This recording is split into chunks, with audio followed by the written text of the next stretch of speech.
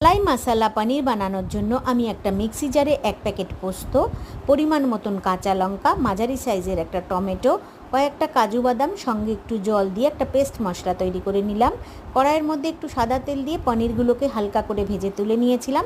একটা মাঝারি সাইজের পেঁয়াজকে আমি মাঝারি করে একদম একটু মোটা মোটা করে কেটে নিয়েছিলাম। আমি যেহেতু ডিব্বার পনির ইউজ করেছি সেহেতু টুকরো করিনি। কড়াইয়ের মধ্যে আরেকটু তেল দিয়ে প্রথমে আমি পেঁয়াজটাকে দিয়ে একটু ভেজে নেব, তারপর একটু মৌরি, একটা তেজপাতা, দারচিনি, ছোটো এলাচ ফোড়নে দেবো, একটু সামান্য মেথি দিয়ে বেটে রাখা মশলাটাকে দিয়ে দেবো, দিয়ে ভালো করে কষিয়ে নেব। তারপর দিয়ে দিলাম পরিমাণ মতো নুন, হলুদ, সঙ্গে একটু কসুরি মেথি, এক টুকরো বাটার দিয়ে আবার ভালো করে কিছুক্ষণ কষিয়ে নিয়ে 1 কাপ দুধ দিয়ে দেবো। আমি জলের ব্যবহার করিনি এখানে।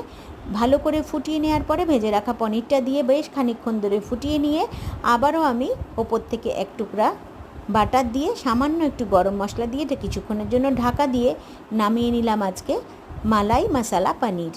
কেমন হলো অবশ্যই জানাবেন।